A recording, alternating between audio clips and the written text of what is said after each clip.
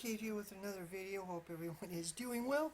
If you enjoy my content, please like and subscribe. Helps me build the channel. And I'm up to 191 subscribers so far. I thank everyone who has subscribed. My last, one of my previous videos, my interview with Melinda Butterfield on fight for transgender rights was very popular. Got a lot of views and a lot of new subscribers, so thanks. I'm going to make more videos on this in the near future. This video will be on Reade, who I think is a real hero, people's hero. And I'm going to explain what's been happening. Enormous amount of media distortion and media smears on her. First, a couple things about Joe Biden. I've talked about Biden earlier. Current president, I've talked about him earlier. He's a scumbag, to put it bluntly. The basic Democratic Party line now seems to be that, yeah, he's a befuddled old guy, and his policies are not great. He hasn't really done that much. He's pretty bad, but he's a fundamentally decent man. You hear that? He's a decent man. Joe Biden is a decent man. No, actually, he isn't. There's nothing decent about him. I talked about his record earlier. I supported the Black Lives Matter protest a couple summers ago. I strongly supported it. The police killed 1,500 to 2,000 people a year, according to estimates. It's pretty horrible.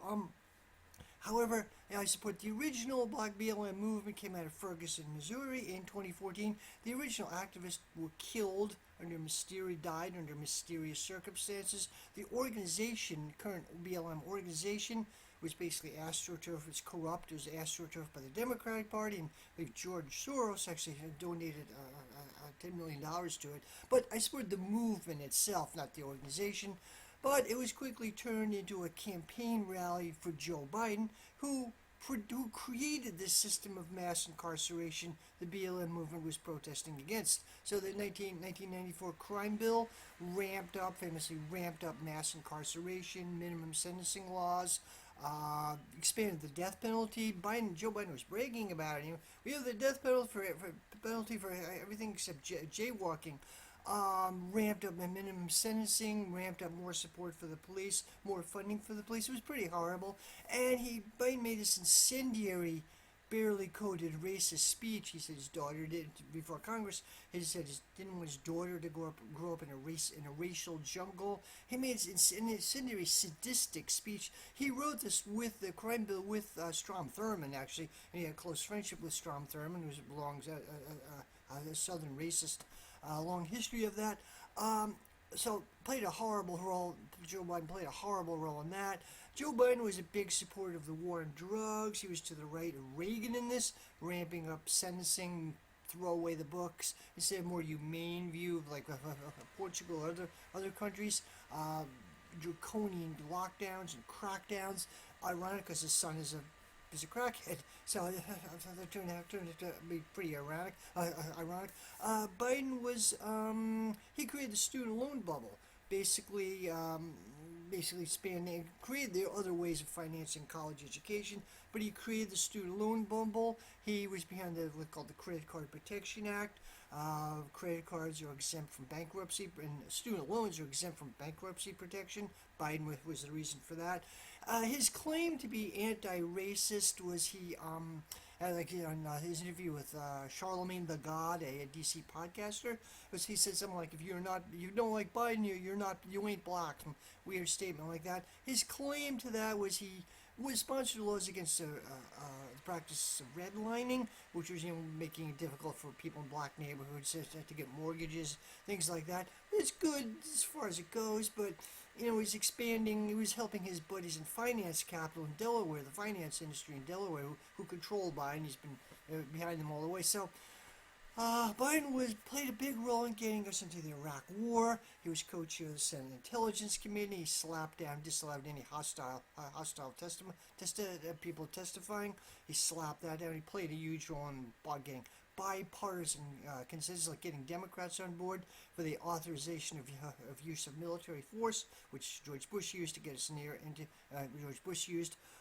He played a horrible role in that. He wrote the Patriot Act. It was a Republican measure, but I believe it passed in 2001, in the wake of 9/11. He wrote it, and he bragged about this many, many times. He loved security state crackdowns. Really loved that kind of stuff. He played a really, really horrible role. He was a pathological liar. lied about his 1987 presidential campaign derailed, blew up because of this. He famously made up stories about his involvement in the civil rights movement of the 1960s. It started as like a generational thing, like we did this, like identifying a tiny number of people in that generation were involved in activism, but we when we were involved in the civil rights movement, okay, it's okay, I guess, fibbing a little bit, but then he crossed over into tall tales. Like one point he said, he went to go to morning mass. He's a religious Catholic. Went to morning mass. Then he said he'd go for civil disobedience training in the black churches. He said, I got my political education in the black churches, and he with civil disobedience training. Then he'd roll up to do civil rights activism. He made up a story. There was a famous segregated movie theater in Delaware. I forget the name of it. This was a big campaign, part of the civil rights movement. Campaign, I believe, it went on for months. Went on for over a year, effort to get this movie theater, large movie theater, desegregated. He claimed to have been involved in that. Someone called him out on it, who was involved in it. If you make up stories, you got there were actually people who were actually there who would call him out on it. So someone called him out on it. Big thing is he plagiarized a speech in that his campaign, plagiarized a speech by Neil Kinnock, sort of a left of center labor leader. Something like Biden said something like, I'm the first person in my generation to graduate from college, which apparently wasn't true actually, but he got it, lifted the whole entire speech from Neil Kinnock, modified it slightly.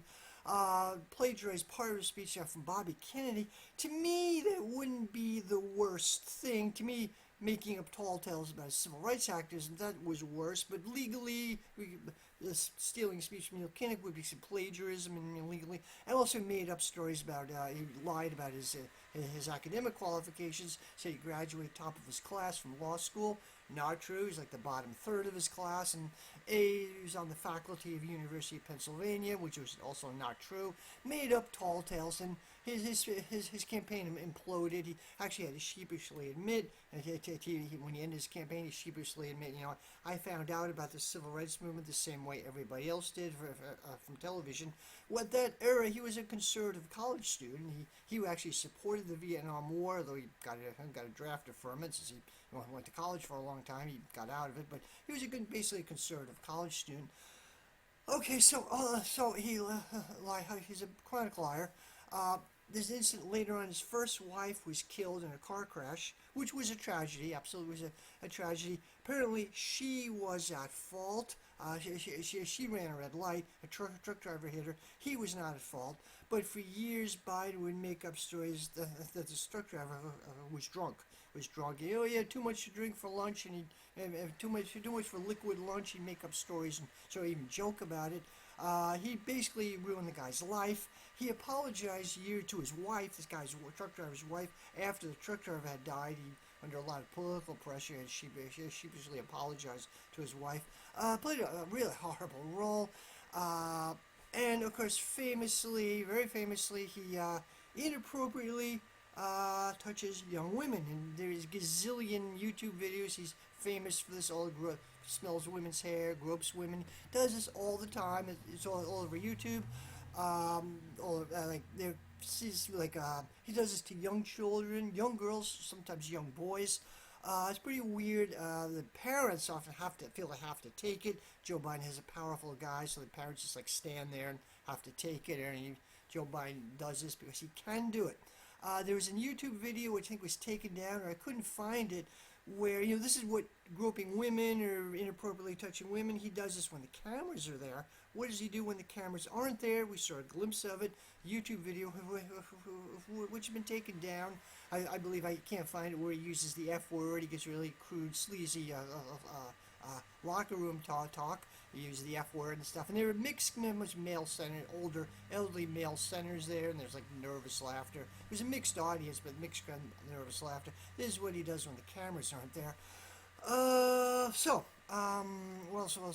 Oh yeah, he started with tall tales about the civil rights movement. He started his activism. He started to do it in the 2020 campaign. but he stopped. He's probably his aides, his staff told him, don't do this anymore. He made up a story about being arrested, trying to break Nelson Mandela out of prison in South Africa. It's total nonsense. In the 80s, he went to South Africa in the apartheid area, went to South Africa and a black congressman who went with him was detained at the airport, but they had nothing to do with Nelson Mandela.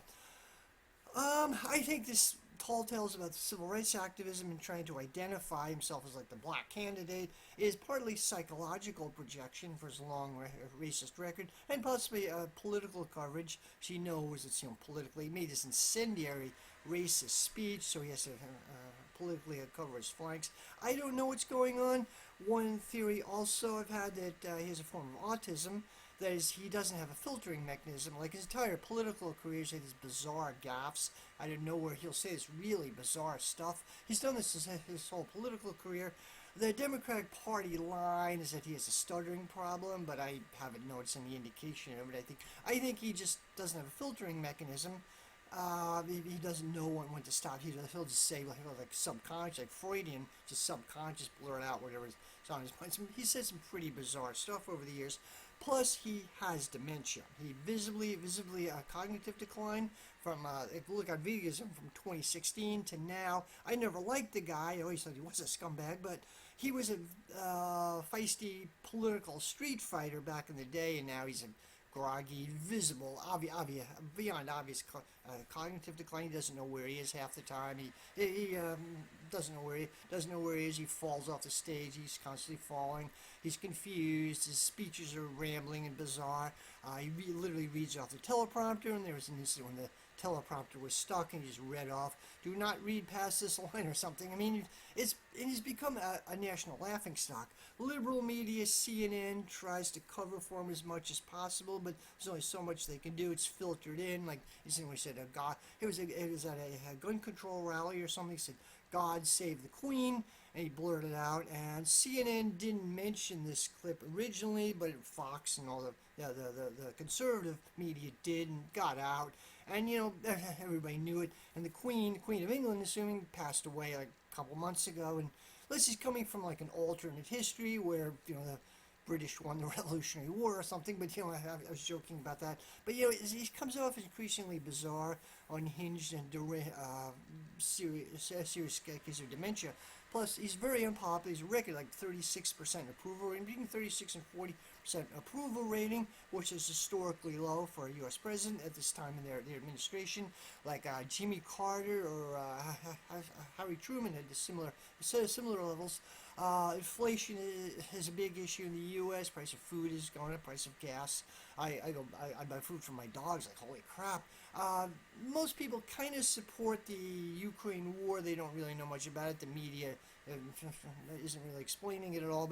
But that's starting to wear off. Why are we sending billions and billions of dollars when we have problems here? There are rail disasters every other week. And this is making him look really bad. East Palestine disaster, but there are many others. He doesn't seem to really care very much. His infrastructure program didn't go anywhere. He claims to be a proud pro-labor president, but nobody can think of anything he's actually done to help working people. He's made a few appointments which might be better for labor, the appointment to the National Labor Relations Board, but there's not really any concrete evidence. He said he wanted to raise the federal minimum wage for federal government employees, but he was blocked by the Senate parliamentarian, a position no one actually ever heard of. He hasn't done anything for working people. His infrastructure program just seemed to come out as a corporate boondoggle, as far as I know. So he's a deeply unpopular president. Mainly he's perceived as having dementia, which he obviously does. I live in a relatively liberal area, and he said, "Let's go Brandon," graffiti everywhere still. "Let's go Brandon" slogans just about everywhere. Okay. Tara Reade. Tara Reade is Joe Biden's rape victim. She doesn't want to be, I don't know what define her as that. She's a lot more than that, but she is Joe Biden's rape victim. I'm going to talk about there's massive media smears about her. Okay, what I know, she's 59 right now, so I guess that would mean she was born in probably 1969, I think it is. She was born in Monterey, California, and her family moved to northern Wisconsin. Early childhood, she grew up on a farm in northern Wisconsin. She had an idyllic childhood. She loved the outdoors, horseback riding. She's had a lifelong love for horses, horseback riding, skiing. She's been an avid skier. One point, she's been an avid skier. At one point, apparently, she was on the junior Olympic team. Her family moved to Georgia, and she had to abandon that dream. But she thought of going into the Olympics. She was into acting. She was in a high school version of Grease. She was in for acting. She apparently went to go to the Juilliard School in New York to study acting. She went to an audition there. She passed. They wanted her, but she couldn't get a scholarship. Her dad refused to pay for it. By the way, it came out apparently some accusations, or her ex-husband. It came out her father sexually abused her. He's apparently an abusive type guy. Her father was a sports writer for the Wausau, WAUSAU, her Wausau, Wisconsin newspaper and local TV. Sports writer guy. Later he may have moved to Minneapolis to be a PR guy for a military contractor.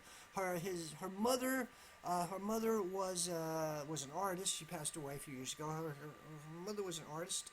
And apparently her parents got divorced fairly early on. I don't know how old Tara was at this time. Her parents got divorced. At one point, her mother apparently was a communist. Or a socialist. She was active. She was an activist and feminist. She was in the Progressive Labor Party. I don't know how long or what her involvement in that was, but she was in the PLP. There's a story that Tara, when she was young, at one point went to a Lutheran day camp, a Lutheran summer camp or whatever, and as a young child, and apparently trying to. For time she was trying to convert her fellow campers to atheism and Marxism, and the camp authorities weren't too happy about it. They took her aside and told her not to do that. Funny story. Okay, so when Tara was 17, she went to California for an acting career. She had some connections, and she had when she was 17, she had an agreement to study informally study acting under Robert Reade. Robert Reade played the father in the Brady Bunch, and she studied with him. She did get some roles. She played a dancer in La Bamba, the movie La Bamba, which is a really cool movie. I saw it years ago. It's about Richie Valens, a Mexican-American rock and roller in the 50s. He died in 1959, the famous The Day the Music died, Buddy Holly and the Big Bopper, a few other musicians, artists of that era. Really cool movie. And she played a dancer, and she was in a couple other productions as well. She moved into Democratic Party politics. I think it was largely through animal rights activism, and she worked for Leon Panetta, who at the time was a congressman from California. Panetta was originally regarded as something of a progressive environmentalist. He had his campaign to build a national park in California, which was defeated. I think it would contain Big Sur, some more environmental protections. And Tara Reade worked for him like a field organizer. There's people go out and get signatures or whatever. She would organize them and did some staff work. She was part of a group that wrote a bill that helped promote animal protection. She was big on that whole life. And she was offered through some connections. She was offered a job working as a staffer for Joe Biden. This was 1992, 93, and I believe she was 28, 29 at the time. And okay, she came to Washington D.C., worked for Joe Biden for a little over a year. She had some really bad experiences there, which I'll talk about in a bit. And this is the crux of the story. She, for a while time, lived in a dormitory for D.C. workers or whatever, government workers, and she married. She met and married this guy named Theodore Dronin, who was her husband for a while. They had a child, and Dronin, unfortunately, turned out to be nasty and abusive. He had a violent temper and would apparently beat her and beat their child. She had 18. She was 18 months. So at one point, a bit later on, she got a restraining order against this guy who was a violent abuser. Anyway, she worked for Biden a little over a year, and she left. And initially she claimed it was because of the xenophobia in Washington, D.C., rampant xenophobia hyper-patriotism and stuff, which was a turnoff to her.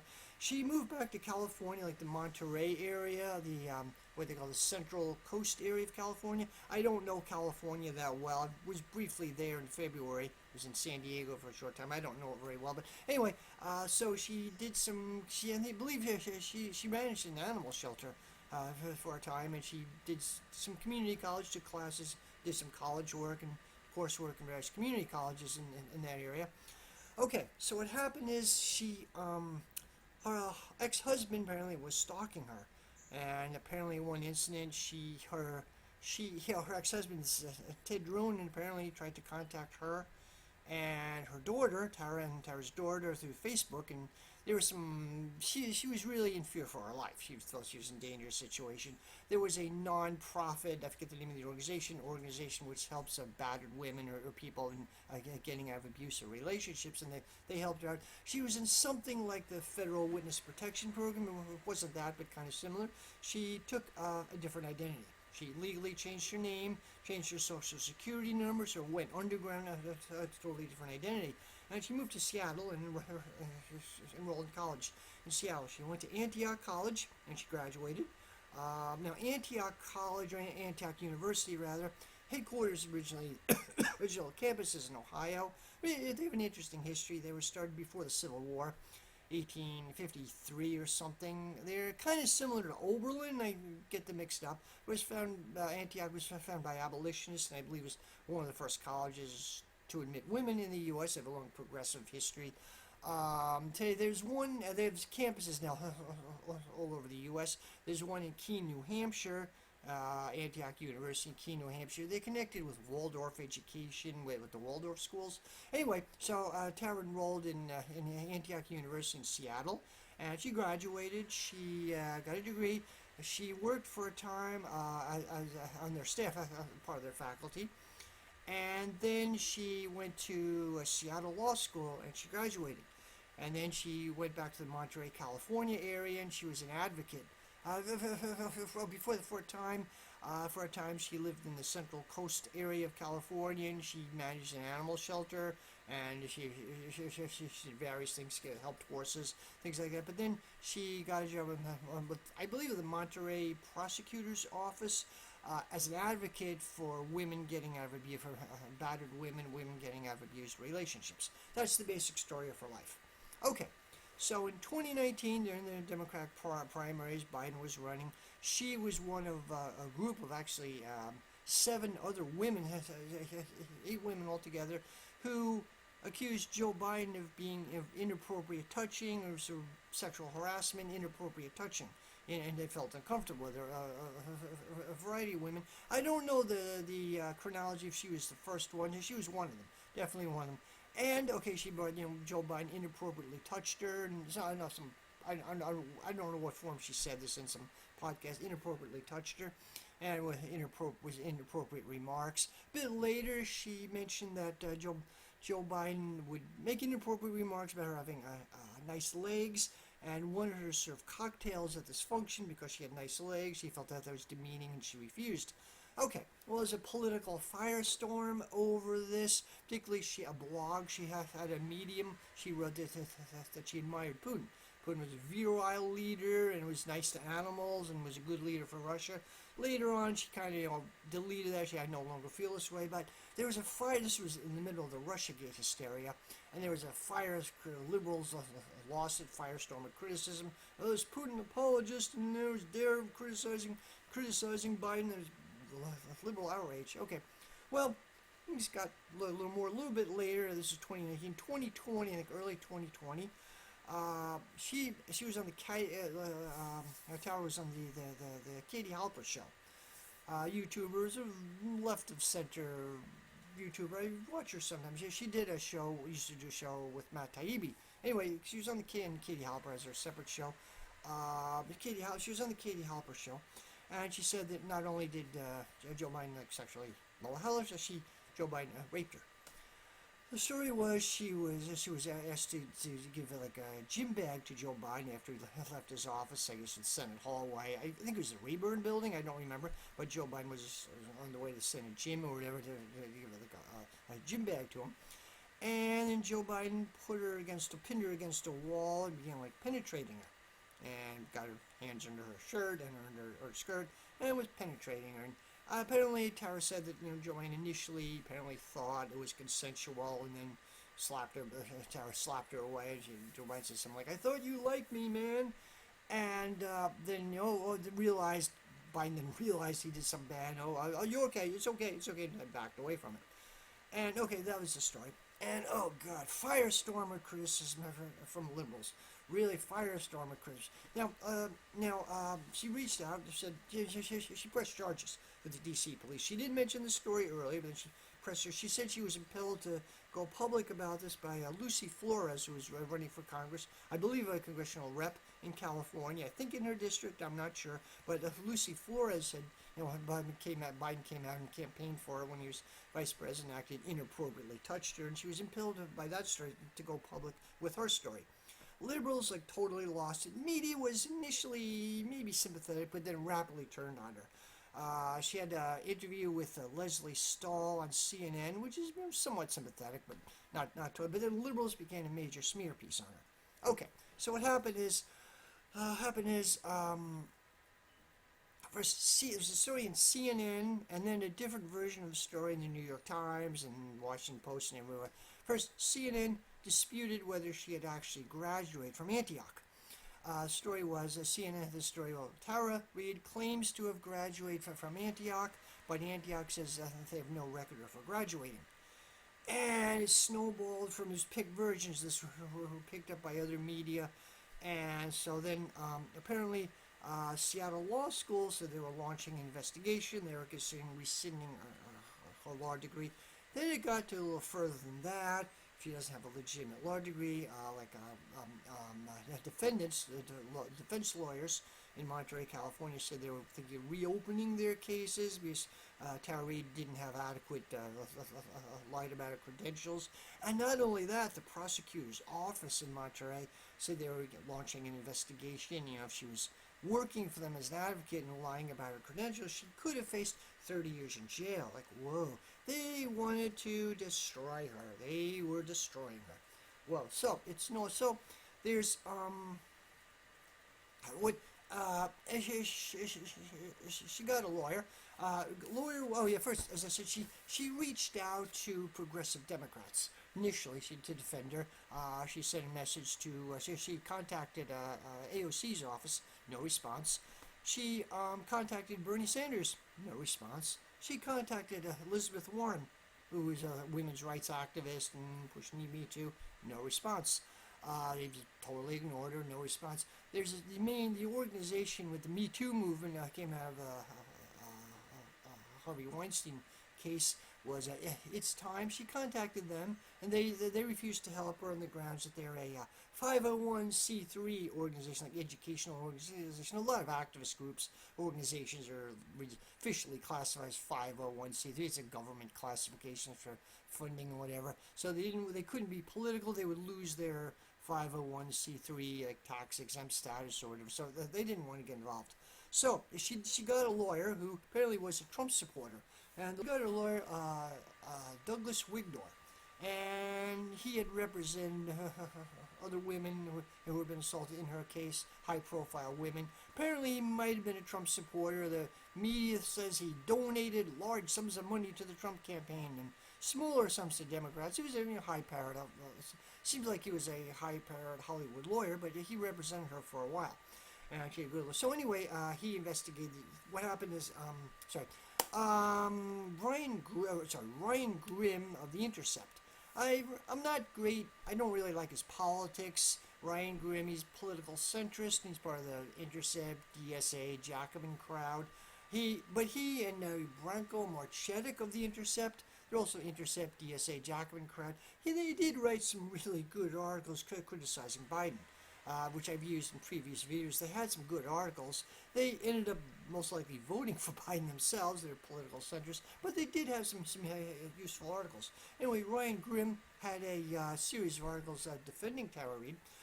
Basically, the case whether she got the disputed degree from Antioch. What happened is, first, the confusion results from the fact that she had legally changed her name, legally changed her social security number.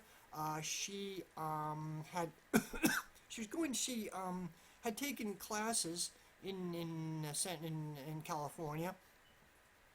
Those community colleges, they worked on a semester basis, while Antioch was on a trimester basis, so there's some confusion there. It's been confirmed, she was in a special program. Some of the originals for, hide her identity. She had a violent guy after her. She was in fear for her life at times, and she did had to be careful about her identity. She did had to kind of go underground but still function. So there's some confusion there. So apparently, I think the dispute didn't come from Antioch College itself, but came from the registrar's office, or someone in the registrar's office who said she didn't complete her requirements. What happened is she in Antioch as a program you can get credit for life experience. Okay, she had worked for Biden's office, and certainly more than enough life experience. So she had to write three, sort of a term paper, summarizing three different term papers, basically. And apparently, the registrar's office claimed they weren't fully completed. She did the first draft of the term papers or whatever, but they weren't completed. I don't know. And apparently, according to one thing, she was literally 1 credit hour short of graduating. Like most colleges, as far as I know, you're in like around 121 credit hours to graduate. She was like 1 credit hour. And if that's the case, or a case if she didn't fully complete one assignment, it would have been easy to make up. Tara claims she did graduate, and I believe her. I think some of the media did intense scrutiny and fished really hard. I'm sure it's easy to find someone in Antioch who is terrified of Trump and willing to go the extra mile to support Biden, including tweaking a few things to support Biden. I'm sure it's pretty easy to find someone like that. So I think Tower was right. Well, anyway, Tower was correct in that. The other thing that CNN is now to say, well, that she had never worked for the faculty. Well, she was. They hired her right after Antioch College hired her to be like a coach or a counselor to people doing what she did, like working on alternate degrees for getting credit for life experience. She worked as a coach, coaching people, tutoring people who were doing that. And that's considered the faculty. That's considered a faculty position. And in fact, one person who recommended her at Antioch lavishly praised her. So her story makes sense. Her story totally makes sense. But they were smearing her, massive smears.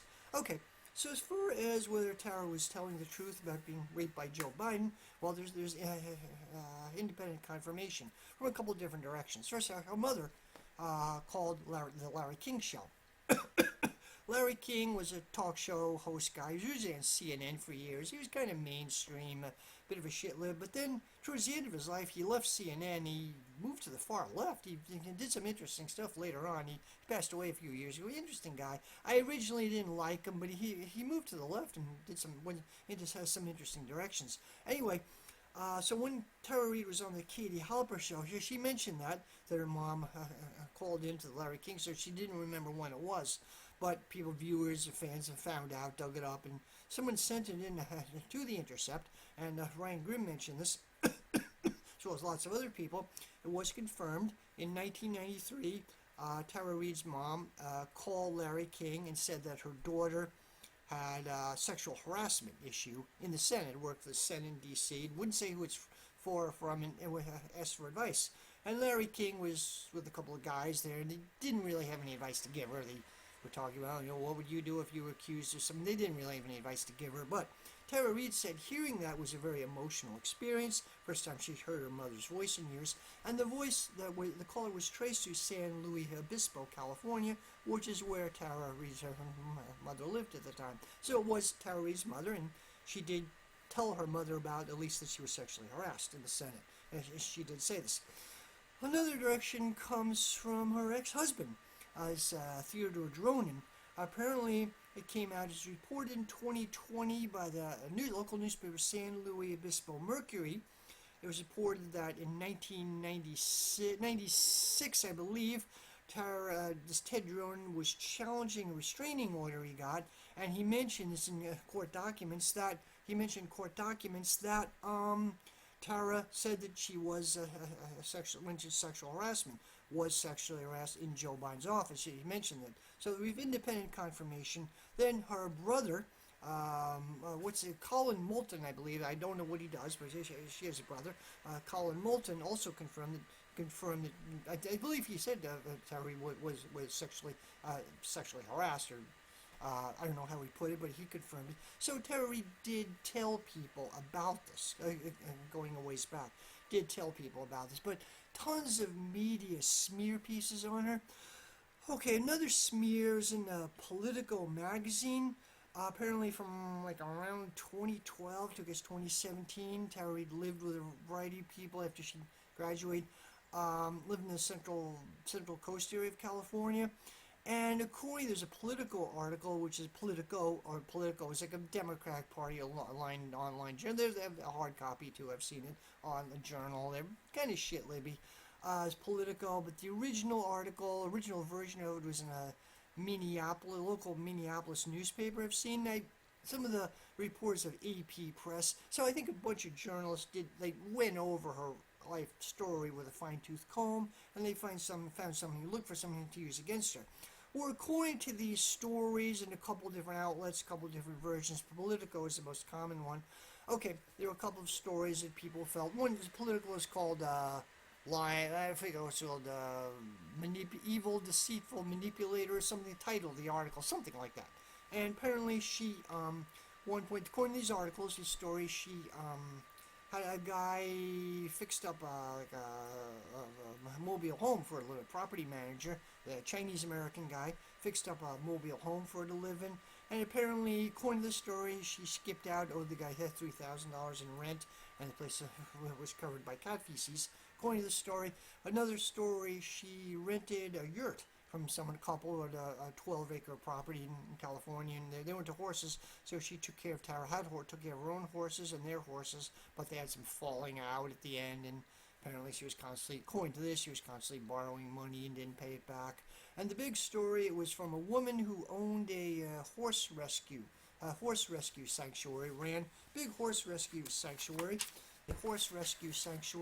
and according to this, they had apparently was there volunteered for 3 years. According to one account, who was the manager of it for a time, apparently, according to the account, a pony needed veterinary help, and the veterinary bill, apparently, Tara stiffed the owner for $1,400, but there's some dispute who owned the pony, and I don't know what was going on with these stories. I'm inclined to be kind of skeptical. Harry said on Twitter, I'm taking legal action against you. Stop your libel. Said to the woman who owned this horse sanctuary, stop your libel, stop this. And interesting, the website of the horse sanctuary, it's still in operation. The website of this has a little moving short story, and it said Anna. Says Anna wrote it. Then the bottom of this says written by Tara Reade. And it's still on the front homepage of this website, which is of the horse sanctuary, which is a little weird. I don't know the relationship, what was going on. There's a lot. Tara also said, friends approached her and the media was putting words in their mouth. I don't know what was going on, and maybe she was in an unstable period of her life. And I have a feeling, though, the media was taking stuff out of context, probably making stuff up. It was part of an orchestrated smear job. Anyway, at one point, her lawyer, I forget the time, late March 2020, he stepped down, representing her. I don't know why. I have no idea why. It appeared to have happened the same time when Antioch College, or the registrar's office of Antioch College, disputed her graduation. Maybe he didn't want to get involved in that. The lawyer said when he stepped down representing her, he actually said, this is no commentary on Tara's comments about Biden raping her. He still seemed to think that she was telling the truth in this regard. I don't know why he stepped down. What happened exactly? Okay, so it was a media barrage, and Tara became a famous figure, but vicious media attacks. So she had an abusive father. She was abused by Joe Biden, and then her brutal ex-husband was abusive. So there was all this going on. So what happened? Dispute went on. So Joe Biden, of course, hotly denied. This became a big election issue for a time, and liberals were enraged, but big election issue for a time. And the Me Too movement, they, believe all women. They, except when it's not convenient for them, the whole movement was quietly shelved. Became kind of, I generally supported it, but it did become something of a witch hunt. It was quietly shelved, leave all women, except it was politically inconvenient for you. Okay, so Joe Biden, of course, hotly denied it. His staff denied it. Came out. Her ex-husband actually said at one point that Tara confided in her that the chief of staff, Joe Biden's office, a guy named Ted Kaufman, worked out like a plea deal.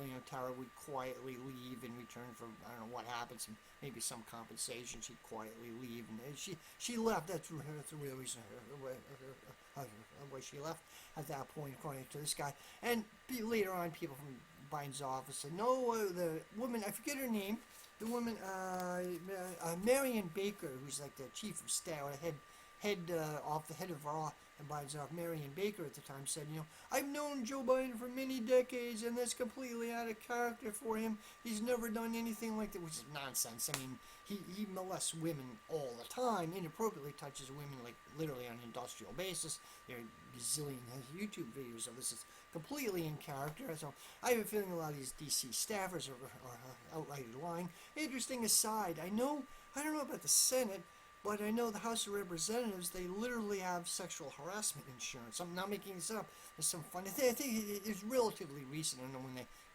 after the 90s, but there's literally an insurance, like malpractice insurance, sexual harassment insurance, and a lot of staffers have to sign non-disclosure agreements. So if there's something like that, they'll get some compensation and quietly leave, kind of not to go public with it. But they're literally paying, and these congressmen anyway are literally paying into sexual harassment, like malpractice insurance, sexual harassment insurance. It's crazy. So this goes on a lot, but it's undercover. They don't want to talk about it. Every once in a while there'll be some scandals, but happens a lot. So all this has been going on. I supported Tara Reade. She has a website, Politics of YouTube channel. The Politics of Survival. It's interesting. She interviews people. It's about 20,000 subscribers. Very respectable, not huge, but respectable. And she's part of this network, independent media network. I believe it was founded by Rob Durden, not his real name, but this guy, interesting guy. His YouTube channel. I used to watch a lot during the COVID lockdown. It's an interesting guy. He came out of the Sanders campaign, radicalized. He considers himself a Marxist-Leninist. He seems like a really nice guy, and his analysis were interesting. I haven't seen him for a while. I watched him in a while, but he was one of the founders of this. And Tara Reade is part of this network. And she's been on independent media, a fixture in a lot of like independent left and right, but anti-security state media and people talking about it. Well, and he's been kind of famous. She's been interviewing a series of interviews with John Kiriakou, former CIA analyst, who's really interesting interviews, probably this before she went to Russia. Okay, so May of this year, it hit the newspapers, hit the news that she went to Russia. Liberals say she defected to Russia. Well, what happened is she was set to, I don't know the whole story, she was going to testify for Congress. And apparently, Marjorie Taylor Greene and Matt Gaetz were helping her out. As I said, she approached progressive Democrats, but they didn't want to have anything to do with her. Absolutely nothing. So the right wing, the populist, right, the MAGA people were helping her out to some extent. And Marjorie Taylor Greene is kind of unhinged in a lot of ways, absolutely. Matt Gaetz, there were some sex trafficking accusations, which he apparently deflected. I'm not a huge fan of either one of these people, but they were helping her out, and I give them credit for reasons of their own, but they were helping her out. So apparently she was was going to testify for Congress, or was trying to anyway, for the Select Senate, or to testify for the Senate, something like Select Senate Subcommittee on the Weaponization of the Department of Justice and the FBI. Okay. So she took a vacation to Russia. Apparently she was working with Kim Iverson, a producer for Kim Iverson, who's a YouTuber, and she's on, Rockfin and other media.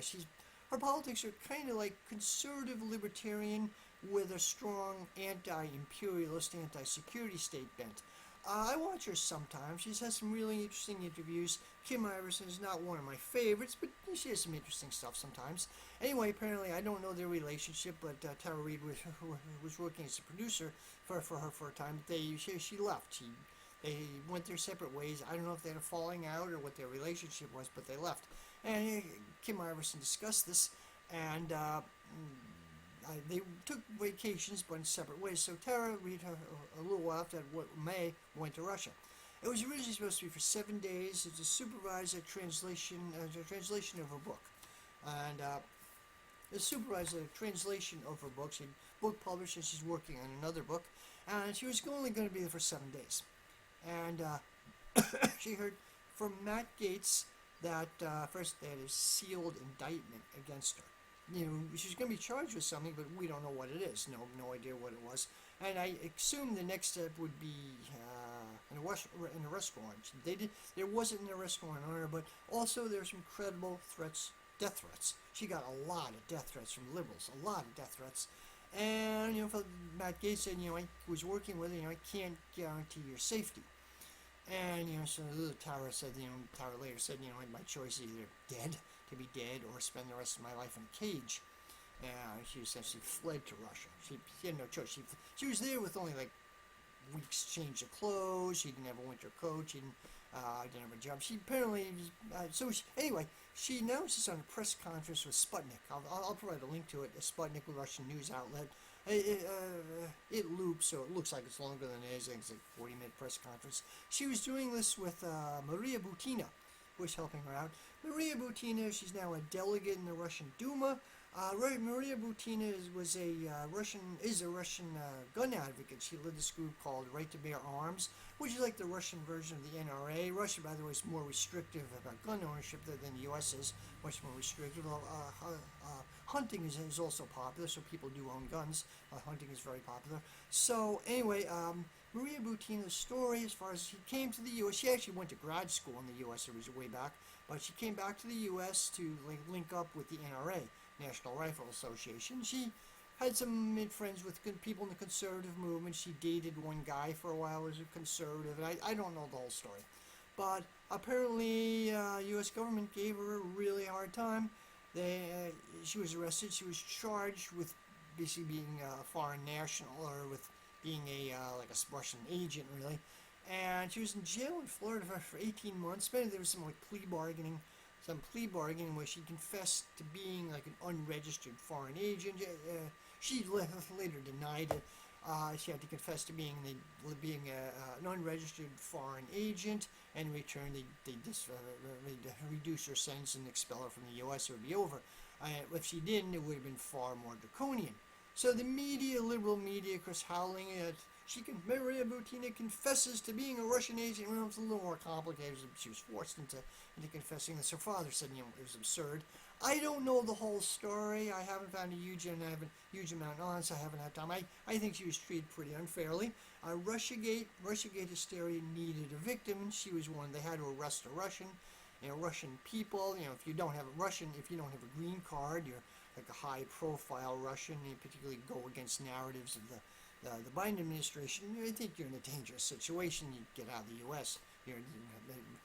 They need victims. They need a sacrificial victim. So anyway, Maria Butina was sitting next to Tara Reade in this conference, and was helping her out. And recently, she gave a brief interview with her on Redacted, and yesterday, the day before. It's really interesting. She gave some more of the details, and I support her. I totally support her. She's a political exile. She didn't flee. She didn't defect. Like, defect is all the papers, media, from like CNN to the Guardian to even the Independent. British used to be kind of leftist. Now they're not shitty, but she defected to Russia. We're not at war with Russia. It was used during the Cold War, true, but we're not at war. She didn't defect. She fled to Russia. Her life was in danger. She fled to Russia. Like several other American exiles. Ed Snowden is one. Several other people had to flee to Russia. Their life was in danger. Shows the Biden administration. Glenn Greenwald had an interesting article. The Biden administration is historically unpopular. It's become a disaster. Joe Biden himself is a laughingstock. So they're lashing out their enemies. And I combine this with the indictment against Trump. Now, I don't like Trump. don't think I like Trump. The weird duality, the duopoly in the U.S. I don't like Trump, but it's like they have an indictment. He was briefly arrested, but they let him go there. The Democrats are seriously worried. I mean, Joe Biden is historically unpopular. Recently, I think several dozen or so labor unions endorsed Biden before the primaries, and like abortion rights, more recently, abortion rights groups, Planned Parenthood, NARAL, Emily's List, a few other groups, the official abortion rights, feminist groups endorsed Biden way before the primaries, like the year before the primaries, really. They came out just worried. The Democrats are worried. They're really worried. Biden's not going to go anywhere. I think this election will be 2024 election will be more tumultuous than, tumultuous than 2016 or 2020. Anyway, I don't like to use the term banana republic. It's a racist term. For like unstable Central American countries, which a corrupt junta runs it, and they arrest their enemies and arrest opponents and stuff. Stuff happens. These countries are that way largely because the U.S. made them that way. But having said all this, the U.S. is, I don't know what other term to use, is becoming a banana republic. It's bourgeois. You support bourgeois democracy, or you don't. And I don't like Trump. But I mean, they indicted him under the Espionage Act, which used against Eugene Debs, Julian Assange. It's a pretty insidious direction it's going in. So we'll see what happens. And if you enjoy my work, please like and subscribe. Helps me build the channel. I'm on the left. I have some controversial takes for the left, but I'm hoping to do more. Hoping to have more interviews, more stuff coming up soon. I'm going to do another video on transgender rights soon, so stay tuned for that. And please like and subscribe, and have a great day. Thank you.